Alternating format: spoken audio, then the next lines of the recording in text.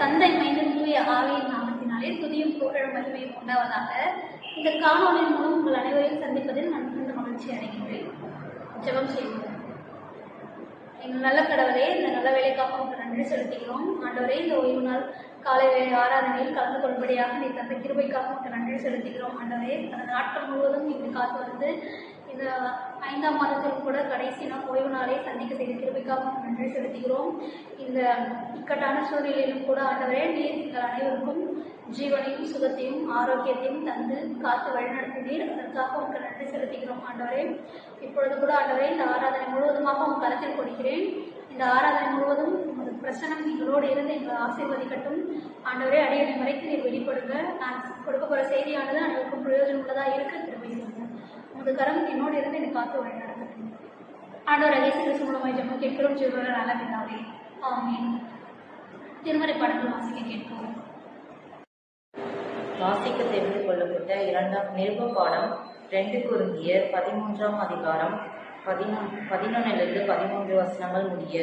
சகோதர சகோதரிகளே, இறுதியாக நான் உங்களுக்கு சொல்வது மகிழ்ச்சியாயிருங்கள், உங்கள் நடத்தையை சீர்படுத்துங்கள், என் அறிவுரைக்கு செவிசாயுங்கள், மன ஒற்றுமை கொண்டிருங்கள், அமைதியுடன் வாழுங்கள். அப்பொழுது அன்பும் அமைதியும் அளிக்கும் கடவுள் உங்களோடு இருப்பார்.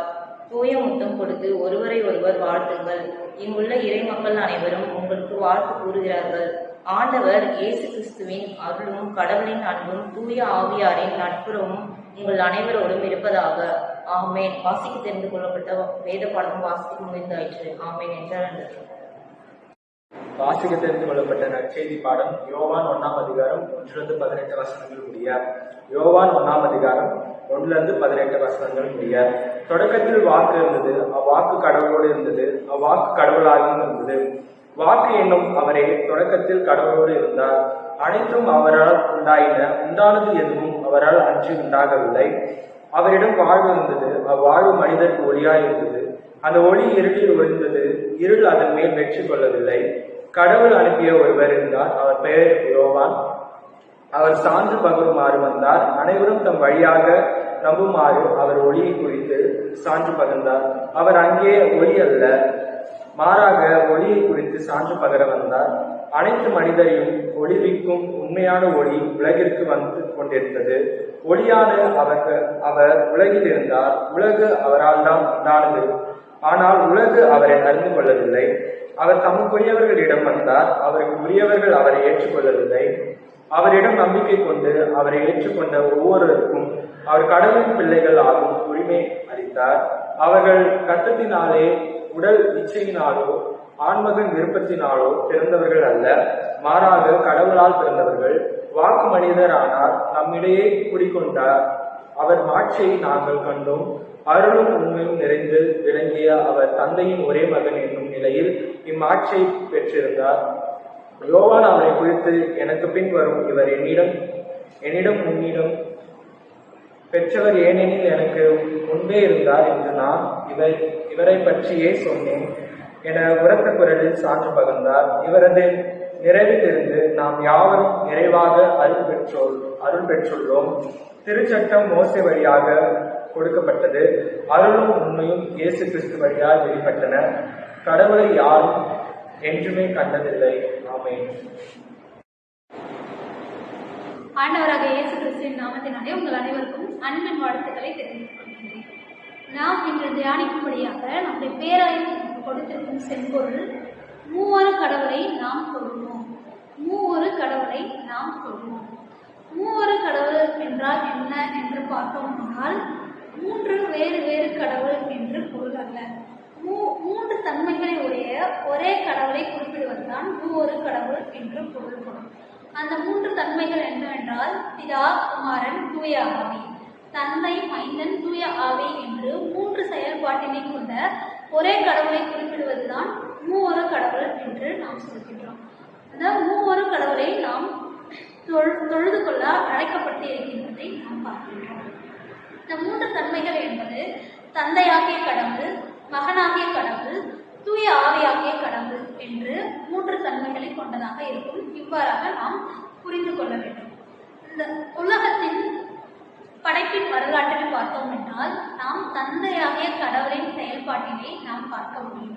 பிதாவாகிய கடவுளின் செயல்பாட்டினை நாம் பார்க்க முடியும்.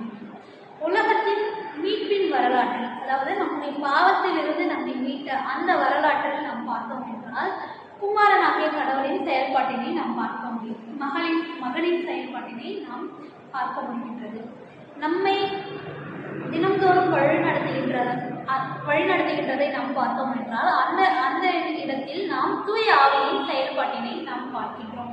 நம்மை வழிநடத்துவதில் நாம் தூய ஆவியின் செயல்பாட்டினை நாம் பார்க்கிறோம். இவ்வாறாக 3 தன்மைகளை உடைய தலைவர் கடவுளையும் 3 செயல்பாட்டினையும் நாம் பார்க்கின்றோம். இந்த 3 செயல்பாட்டினை ஒன்று சேர்த்துதான் நாம் மூவொரு கடவுள் என்று சொல்கின்றோம். எனவே நம்முடைய கடவுள் 3ல் 1ஆகவும் 1ல் 3ஆகவும் செயல்படுவதை நாம் பார்க்கின்றோம். நம்முடைய இந்த மூவொரு கடவுளை நாம் எப்படி புரிந்து கொள்ள முடியும் என்றால் நம்முடைய அனுபவத்திலும் நம்முடைய விசுவாசத்திலும் தான் நாம் இந்த மூவொரு கடவுளை புரிந்து கொள்ள முடிகின்றது.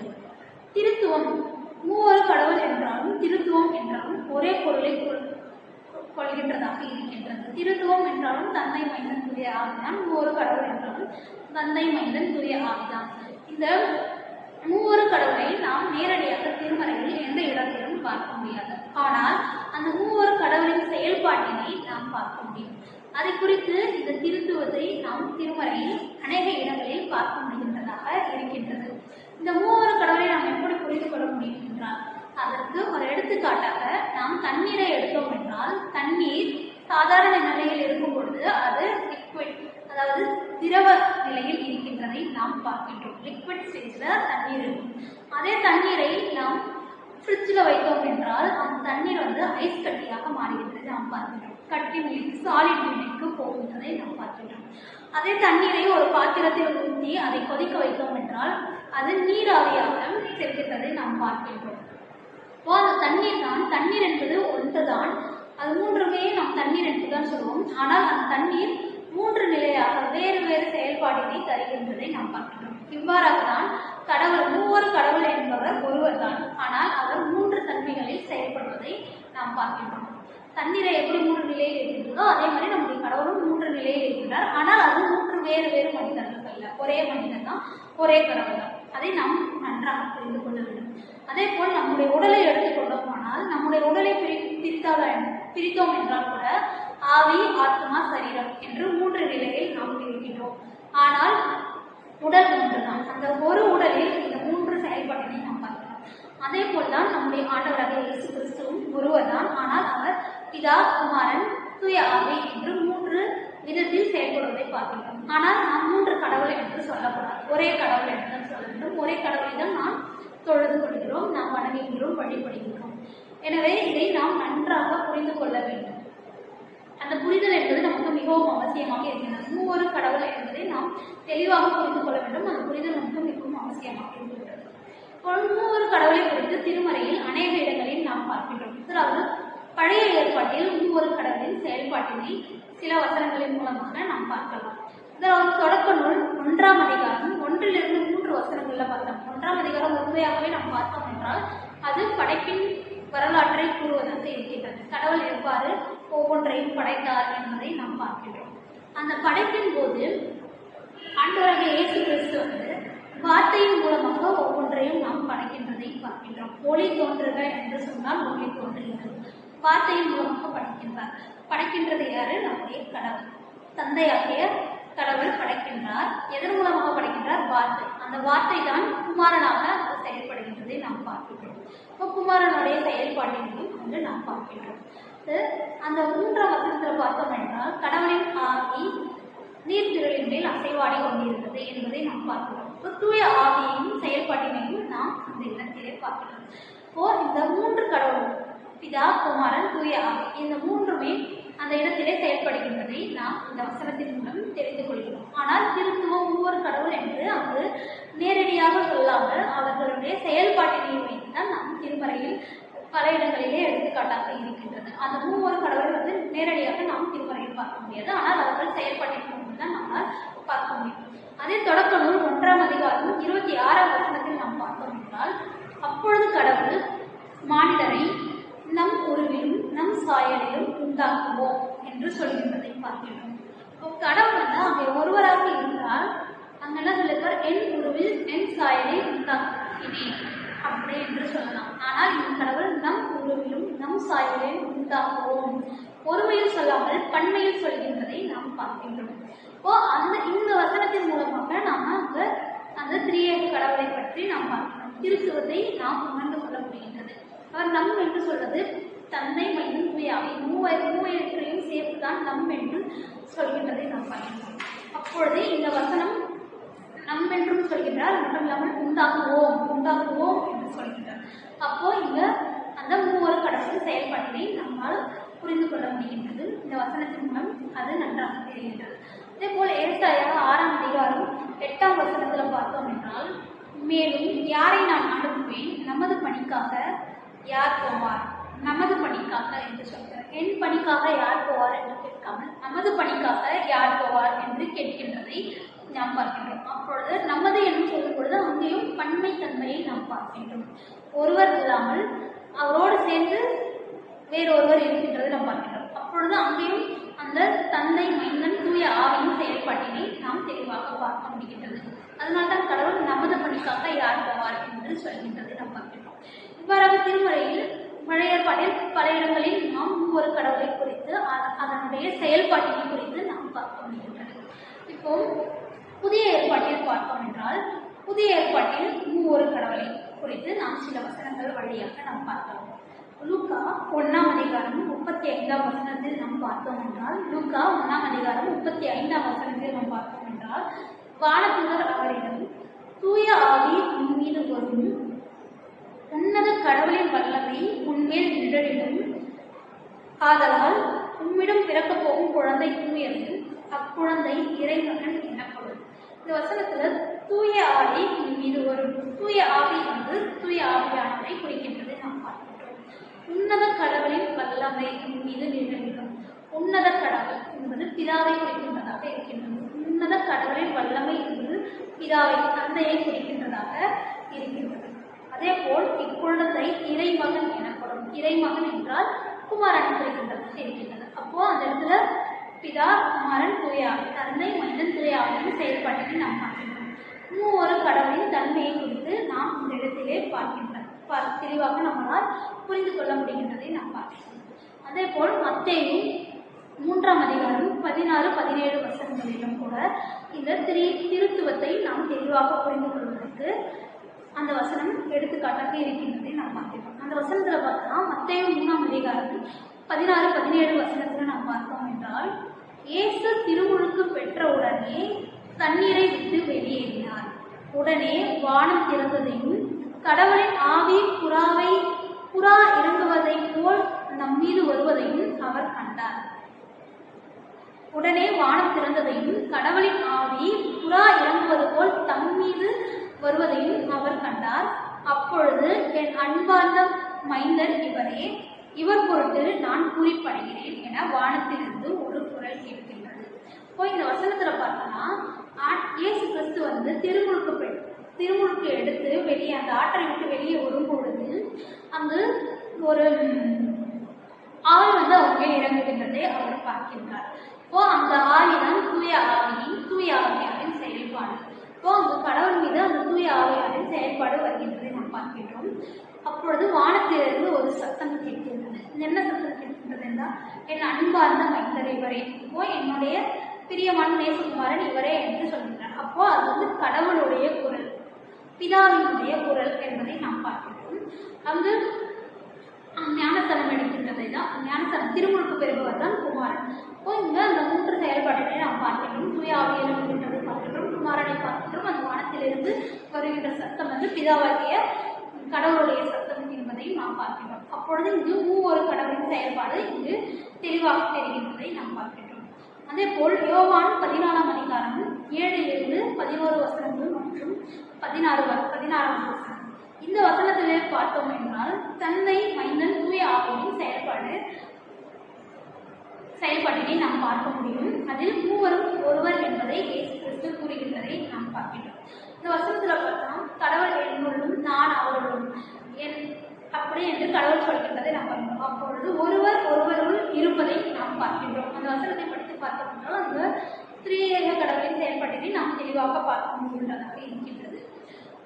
மத்தேயு 28ஆம் அதிகாரம் 18 - 20 வசனங்களிலும் நாம் திரியேக கடவுளின் செயல்பாட்டினை தெளிவாக நமக்கு தெரிகின்றதாக இருக்கின்றது. அதிலே அந்த 18 - 20 வசனங்கள் 19வது வசனத்தை நாம் பார்த்தோம் என்றால், எனவே நீங்கள் போய் எல்லா மக்கள் இனத்தாரையும் சீடராக்குங்கள், தந்தை மகன் தூய ஆவியின் பெயரால் திருமுழுக்கு கொடுங்கள் என்று சொல்கின்றதை நாம் பார்க்கிறோம். அப்பொழுது அந்த தந்தை மகன் தூய ஆவி அந்த ஒரு கடவுளின் பெயரால் திருமுழுக்கு கொடுங்கள் என்று சொல்கின்றார். அப்பொழுது அந்த ஒரு கடவுளின் தன்மையை செயல்படுத்தி நாம் இந்த வசனம் வெளிப்படையாக சொல்கின்றதை நாம் பார்க்கிறோம்.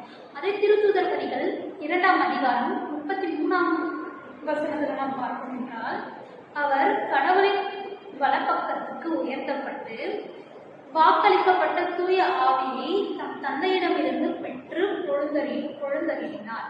அப்போ அங்க குமாரன் என்ன பண்றாருன்னா, கடவுளுடைய வலது பக்கத்துக்கு உயர்த்தப்பட்டு அவருடைய தந்தையிடமிருந்து அந்த தூய ஆவியை பெற்றுக்கொள்வதை நாம் பார்க்கின்றோம். அதை பெற்று மற்றவர்கள் மீது பொழிகின்றதை இந்த வசனத்தில் தெரிகிறது. அப்போ அங்க தூய ஆவியை தந்தையிடமிருந்து குமாரன் பெறுகிறார் என்று தெளிவாக தெரிகிறது. அப்போ அங்க மூவொரு கடவுளின் தன்மையை நாம் பார்க்கின்றோம்.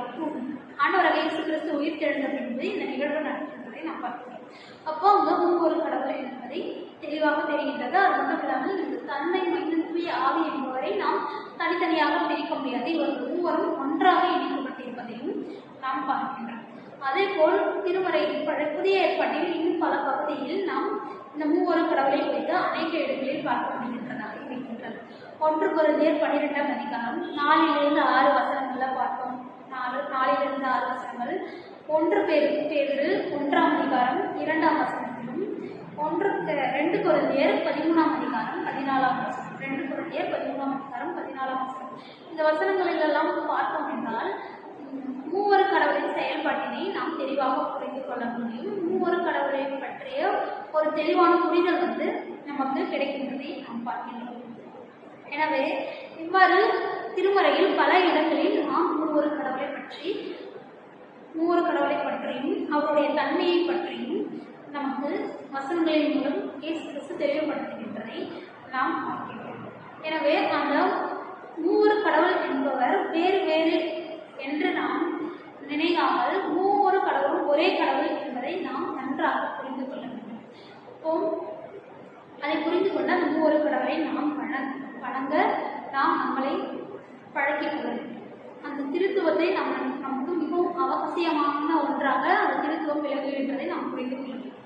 நாம் படித்த திருமறை பகுதியின் அடிப்படையில் நாம் பார்த்தோம் என்றால், நற்செய்தி பாடமாக நாம் யோவான் 1ஆம் அதிகாரம் 1 - 18 வசனங்களை நாம் வாசித்தோம். அந்த நற்செய்தி பாடத்தில் நாம் பார்த்தோம் என்றால், காண முடியாத கடவுளை பழைய ஏற்பாட்டின் காலத்தில் கடவுளை காணவே முடியாது என்று சொல்கிறது. யாரும் கடவுளை பார்த்ததில்லை, அவர்கள் தவிர வேறு யாரும் கடவுளை பார்த்ததில்லை, அப்படியே கடவுளை பார்க்க முடியாது. ஆனால் காண முடியாத கடவுளை குமாரன் மூலமாக நாம் பார்க்கின்றதை நாம் பார்க்கின்றோம். மகனின் மூலமாக, மனிதனின் மூலமாக நாம் பார்க்கின்றோம். நமக்காக அவர் மனுஷ உருவில் பிறக்கின்றதை நாம் பார்க்கின்றோம். காண முடியாத கடவுளை குமாரன் மூலமாக நாம் பார்க்கின்றோம். அதனால்தான் இந்த யோவான் 1ஆம் அதிகாரம் 1ஆம் வசனத்தில் நாம் பார்த்தோம் என்றால், தொடக்கத்தில் வாக்கு இருந்தது, அவ்வாக்கு கடவுளோடு இருந்தது, அவ்வாக்கு கடவுளாயும் இருந்தது என்று நாம் பார்க்கிறோம். அப்போ தொடக்க நூல் புத்தகத்தில் நாம் பார்த்தோம் என்றால் அந்த படைப்பை பற்றி நாம் பார்த்தோம். அதில் பார்த்தோம் என்றால் கடவுள் எதன் மூலமாக ஒவ்வொன்றையும் படைத்தார், வார்த்தையின் மூலமாக ஒவ்வொன்றையும் படைக்கின்றதை நாம் பார்க்கிறோம். அப்போ அந்த வார்த்தை தான் யாரு? இயேசு கிறிஸ்து. இப்போ தொடக்கத்தில் வாக்கு இருந்தது. அந்த இயேசு கிறிஸ்து யாரோட இருந்தார்? கடவுளோடு இருந்தார். அப்போ அது கடவுளாயும் இருந்தது என்பதை நாம் பார்க்கின்றோம். அப்போ அந்த வசனத்தின் மூலமாகவே நமக்கு தெளிவாக தெரிகின்றது. அவங்க தந்தை மைந்தன் அவர்கள் இருவரின் உறவு நமக்கு தெரிகின்றது. அவர்கள் இருவரையும் நாம் பார்க்க முடிகின்றோம். அந்த மூவர் கடவுளின் செயல்பாடு, மூவர் கடவுளின் ஒரு அங்கமான தந்தையையும் மைந்தனையும் குறித்து நாம் இந்த வசனத்தின் மூலம் பார்க்கின்றோம். அப்படியே தொடர்ந்து படிச்சுட்டு வந்தோம் என்றால் தூய ஆவியின் செயல்பாட்டினையும் நாம் பார்க்க முடிகிறது. அப்போ மூவர் கடவுளின் செயல்பாட்டினை இந்த பகுதி நமக்கு தெளிவாக சொல்கின்றதாக இருக்கின்றது. அப்போ அந்த 1-18 வசனங்களில் நாம் பார்த்தோம் என்றால் கடவுளோடு இருந்தது, கடவுளாயும் இருந்தது. அப்போ அப்படி கடவுளோடு இருந்தது, கடவுளாயும் இருந்தது என்றால் இருவரும் ஒன்றாக இருந்தனர், இருவரும் ஒருவராக இருந்தார்கள் என்பது நமக்கு தெளிவாக தெரிகின்றது. அப்போ தந்தை மைந்தன் தூய ஆவியார் மூவருமே ஒன்றுதான். இந்த வசனத்தின் மூலம் நமக்கு அது தெளிவாக தெரிகிறது. அதே யோவான் 1ஆம் அதிகாரம் 18ஆம் வசனத்துல நாம் பார்த்தோம் என்றால், கடவுளை யாரும் என்றுமே கண்டதில்லை, தந்தையின் நெஞ்சத்திற்கு நெருக்கமானவரும் கடவுள் தன்மை கொண்டவருமான ஒரே மகனே அவரை வெளிப்படுத்தியுள்ளார். இப்போ கடவுளை யாருமே பார்த்ததில்லை, அதை யார் வெளிப்படுத்துகின்றார் என்றால் குமாரனாகிய இயேசு கிறிஸ்து கடவுளை நமக்கு வெளிப்படுத்துகின்றார். அது மட்டும் இல்லாமல் அவர் தூய ஆவியை நாம் பெற்றுக்கொள்கின்றதை திருத்துதல் பணிகளில் நாம் பார்க்கிறோம். 2ஆம் வசனம் 23ஆம் திருத்துதல் பணிகள் 2ஆம் அதிகாரம் 33ஆம் வசனத்தில் நாம் பார்க்கிறோம். அவர் தூய ஆவியை பெற்றுக்கொள்கின்றதை நாம் பார்க்கிறோம். இப்பொழுது ஆண்டவராக இயேசு கிறிஸ்து அங்கு 3 தன்மைகளை உடையதை நாம் 3 தன்மைகளை வெளிப்படுத்துவதை நாம் பார்க்கிறோம். அதே அந்த யோவான் 1ஆம் அதிகாரம் அதை அப்படியே தொடர்ந்து படித்தோம் என்றால் 33ஆம் வசனத்தில் பார்த்தோம்னா, யோவான் 1ஆம் அதிகாரம் 33ஆம் வசனத்தில் நாம் பார்த்தோம் என்றால், இவர் யார் என்று எனக்கு தெரியாதிருந்தது, ஆனால் தண்ணீரால் திருமுழுக்கு கொடுக்கும்படி என்னை அனுப்பியவர் தூய ஆவி இறங்கி யார் மீது இருப்பதை காண்பீரோ அவரே தூய ஆவியால் திருமுழுக்கு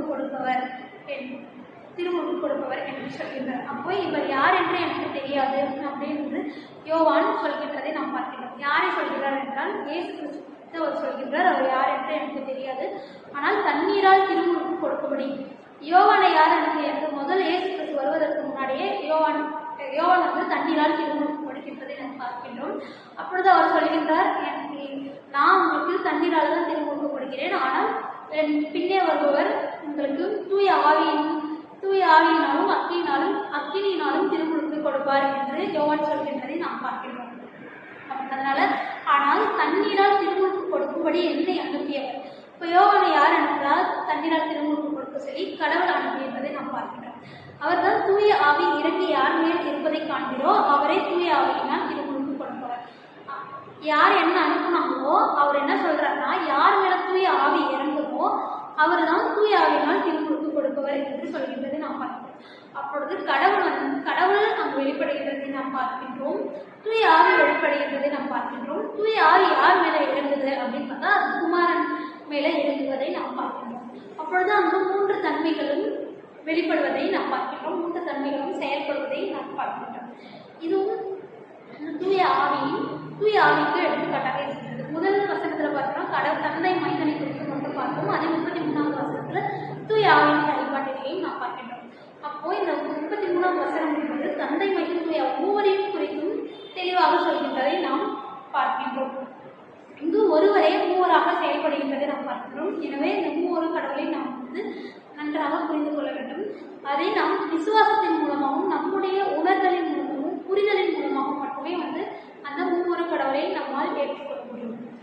அடுத்தபடியாக நாம் படித்த நிருப பாடமாக இருக்கும் 2 கொரிந்தியர் 13ஆம் அதிகாரம் 11லிருந்து 14 வசனங்களை நாம் பார்த்தோம் என்றால், அந்த பகுதியில் வாசித்தோம் என்றால் அதுலேயும் 3 கடவுளின் செயல்பாட்டினை நாம் பார்க்கின்றோம்.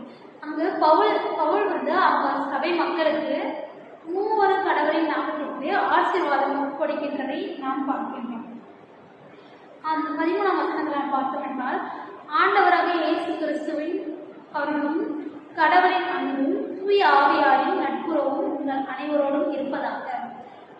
2 கொரிந்தியர் 13ஆம் அதிகாரம் 14ஆம் வசனத்தில் நாம் பார்த்தோம் என்றால், ஆண்டவராக இயேசு கிறிஸ்துவின் அருளும் கடவுளின் அன்பும் தூய ஆவியாரின் நட்புறவு. இங்கு 3 கடவுளை வெளிப்படுவதை நாம் பார்க்கின்றோம். இந்த 3 கடவுளின் நாமத்தினாலே பவுல் தன்னுடைய சபை மக்களுக்கு, கொரிந்து சபை மக்களுக்கு ஆசீர்வாதத்தை அளிக்கின்றார். அப்பொழுது அவர் அந்த 3 கடவுளை பற்றி அந்த சபை மக்களுக்கு கூறியிருப்பதை இதன் மூலம் நமக்கு தெளிவாக தெரிகின்றது. எனவே இந்த 3 கடவுளின் தன்மையை நாம் இதன் மூலம் அறிந்து கொள்ள வேண்டும். 2 கொரிந்தியர் 13ஆம் அதிகாரம் 11ஆம் வசனத்தில் பார்த்தோம் என்றால், நாம் மகிழ்ச்சியிலும் நல்வழியிலும் மன ஒற்றுமையுடனும் அமைதியுடனும் வாழும்போது நாமும் திரியேக கடவுளின் ஆசீர்வாதத்தை பெற்றுக்கொள்வோம். நாம் எப்படி அப்படி இருந்தோம் என்றால் நாம் திரியோக கடவுளின் ஆசீர்வாதத்தை பெற்றுக்கொள்வோம் என்றால் நாம் மகிழ்ச்சியாயும் கடவுள் சொல்கின்ற நல்ல வழிகளில் நடக்கும் பொழுதும் ஒற்றுமையாக அனைவரோடும் ஒற்றுமையாக இருக்கும் பொழுதும் அமைதியை பின்பற்றும் பொழுதும் அந்த திரியேக கடவுளின் ஆசீர்வாதத்தை நாம் பெற்றுக்கொள்ள முடியும்.